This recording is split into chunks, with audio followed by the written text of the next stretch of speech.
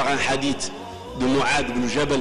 Il a dit, j'étais avec le prophète sallallahu alayhi wa sallam sur sa monture, sur un âne, et alors, le prophète il m'a posé la question suivante: ô Mu'ad, est-ce que tu sais c'est quoi le droit d'Allah envers ses serviteurs et le droit des serviteurs envers Allah subhanahu wa ta'ala?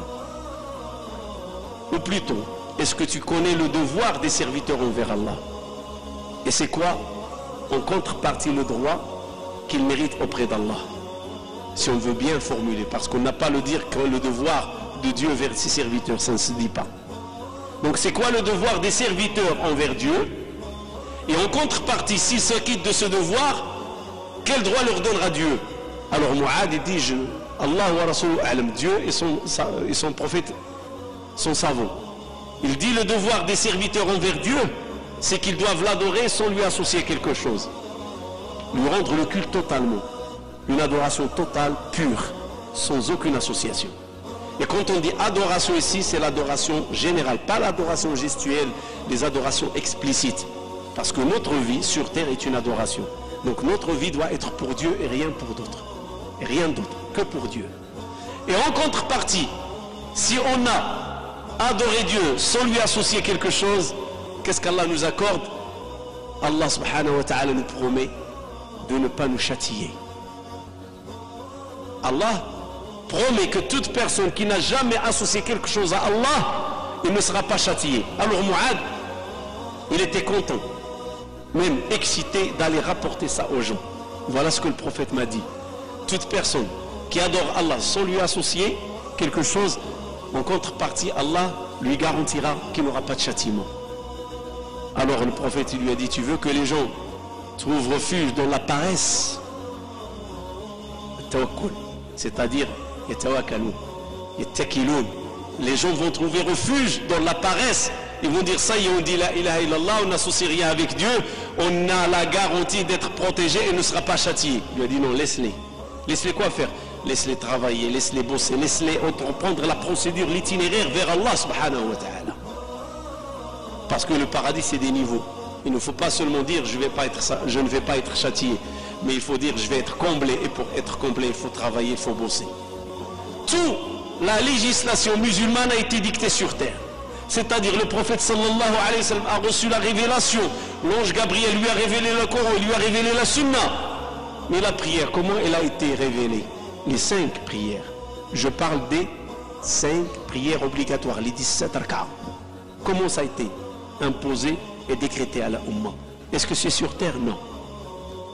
Comme on a dit que la prière c'est une relation entre le serviteur et le créateur Allah subhanahu wa ta'ala a voulu nous dire que cette prière elle te permet de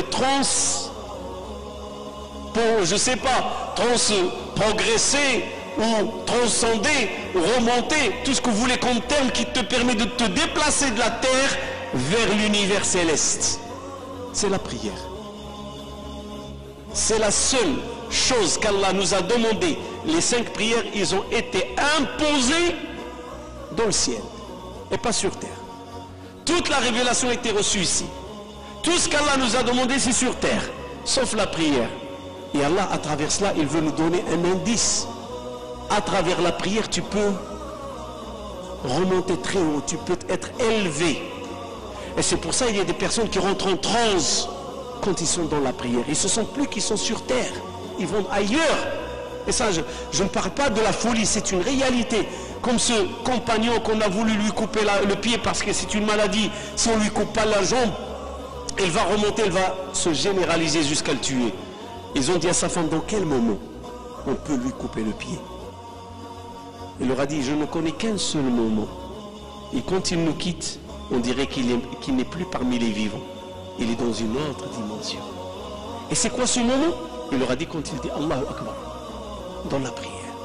Dès qu'il dit Allahu Akbar, il devient raide et on dirait qu'il est sur une autre dimension. Vous pouvez faire ce que vous voulez, il ne le sentira pas. Il se détache de ce monde parce que la prière, il fait partie de l'autre monde. Elle a été donnée dans l'autre monde. Et c'est la seule chose qui te donne connexion réelle avec le monde céleste. C'est la seule chose. Avec bien sûr les doigts. Tu te permets la communication directe. Troisième des choses, parce qu'il ne faut pas croire que la prière n'existait pas jusqu'à ce qu'il y avait ce voyage nocturne. Non.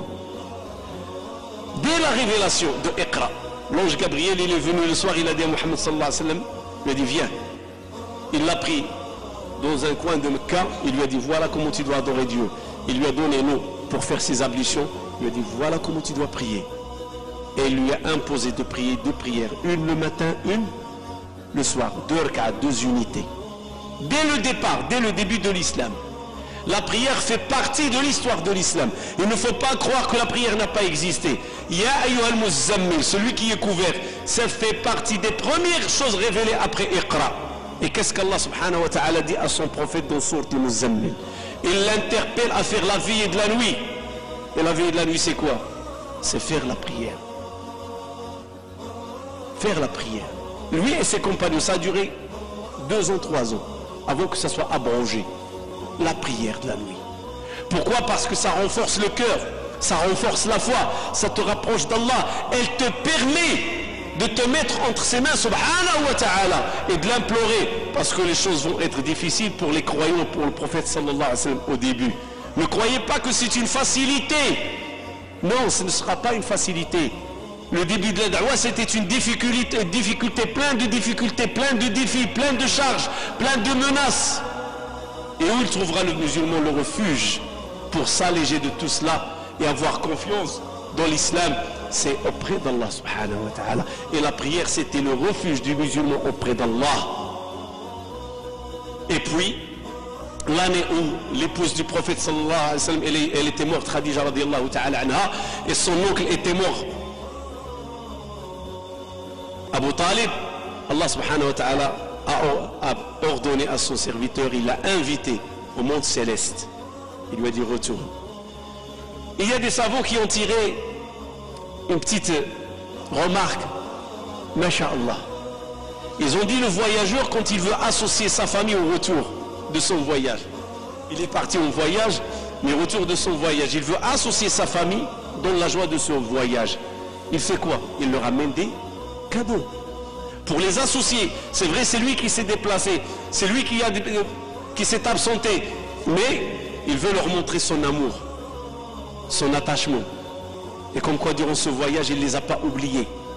Il leur amène des cadeaux. Et en général, quand on veut acheter des cadeaux, on est sincère, on achète les cadeaux qui correspondent à l'amour de la personne. Chaque personne, on lui ramène ce qu'elle aime, pour lui dire tiens, j'ai pensé à toi, je t'ai ramené ce que tu veux. Alors le prophète sallallahu alayhi wa sallam, durant ce voyage nocturne, qu'est-ce qu'il nous a ramené comme cadeau? Un cadeau qui doit satisfaire sa umma dans sa diversité. Un cadeau qui permet de satisfaire chacun dans sa joie et dans sa tristesse. Un cadeau qui doit satisfaire chacun, peu importe son âge, peu importe son sexe, peu importe son handicap ou sa force. Un cadeau qui répond à tout le monde. Le voyageur, il vient charger.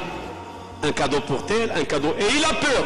Est-ce qu'ils vont être contents? Ils ne vont pas être contents. Est-ce que je vais les satisfaire ou je ne vais pas les satisfaire? Le cadeau qu'a rapporté le prophète sallallahu alayhi wa sallam, c'est un cadeau qui va satisfaire la umma jusqu'à la fin des temps. Malheureusement, aujourd'hui, certaines personnes croient que ce cadeau, c'est un fardeau. Vous savez c'est quoi ce cadeau?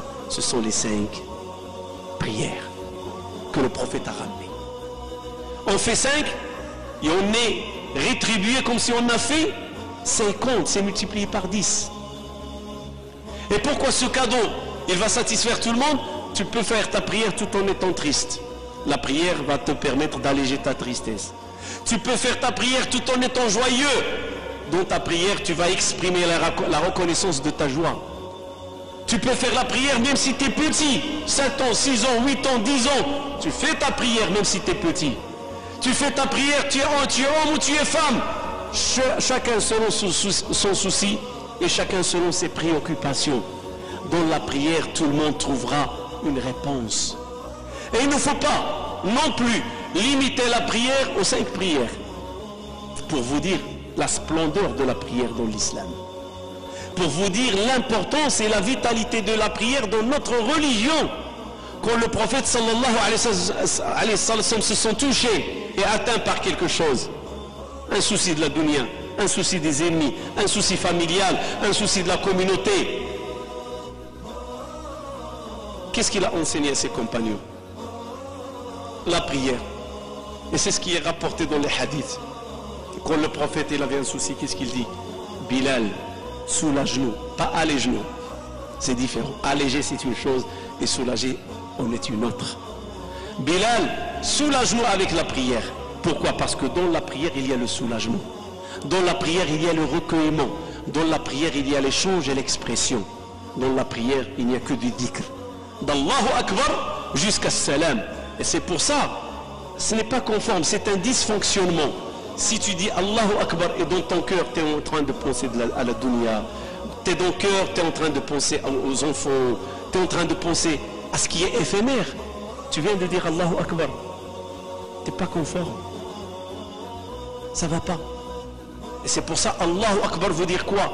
Je vais rentrer dans ma prière et mon seul souci et ma seule préoccupation, penser à Allah subhanahu.